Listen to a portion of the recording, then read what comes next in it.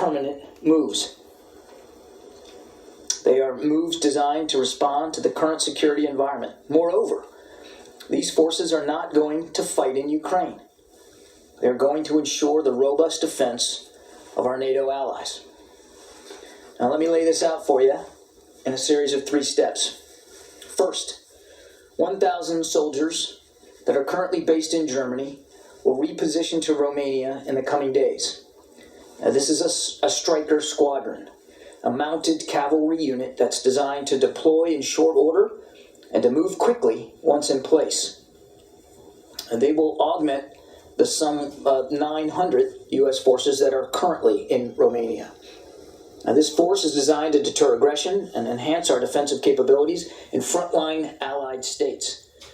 And we expect them, as I said, to move in coming days. Secretary Austin discussed this repositioning to Romania just last week in his conversation with the Romanian Minister of Defense. And again, I want to stress that this move is coming at the express invitation of the Romanian government. Additionally, we welcome French President Macron's announcement that France intends to deploy forces to Romania under NATO command, which Secretary Austin discussed with the French Defense Minister, Florence Parly, just last week. The United States will continue to consult and coordinate with France and all our allies to ensure that we complement each other in our respective deployments. And of course, we're going to continue to work through NATO to make appropriate defensive and non-escalatory force posture alignments. Second, we are moving an additional force of about approximately 2,000 troops from the United States to Europe in the next few days.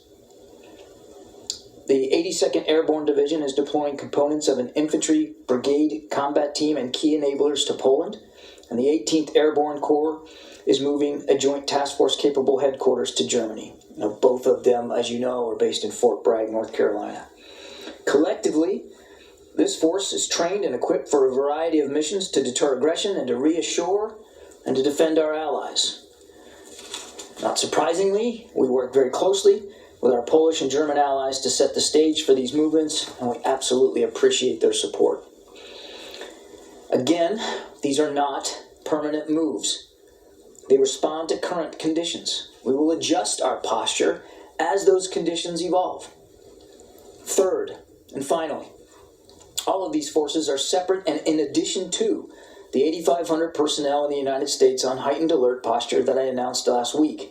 Those 8,500 are not currently being deployed, but remain ready to move if called for the NATO response force or as needed for other contingencies as directed by the Secretary or by President Biden. We continue to review our force posture and the situation in Europe, and we will make adjustments as the situation warrants. I also want to take this opportunity to correct some misconceptions around last week's announcement. NATO as an organization does not have veto power over U.S. Troop deployments, and media reports to the contrary represent a mischaracterization of that. Nothing precludes the United States from making its own decisions on force movements, including those forces that are being placed on heightened readiness. That said, any movement of U.S. forces involves consultation with the host nation, as we have done with Romania and Poland and Germany prior to today's announcements. And we're mindful of the competing needs of operational security and our obligation to be transparent, and we'll provide you additional information on these and other movements as available and as appropriate. As we've long said, we are continuously reviewing our posture, so there may soon be additional posture decisions to announce, including movements that are part of ongoing military exercises. This is not the sum total of the deterrence actions we will take or those to reassure our allies.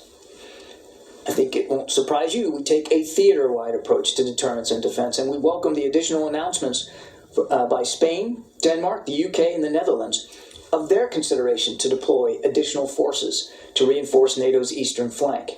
The United States has robust capabilities distributed across Europe, including in the Baltic region, and we will continue to assess needs in that area in cooperation with the relevant allies and, of course, the full NATO alliance. We stand united. We have said that repeatedly. We say it again.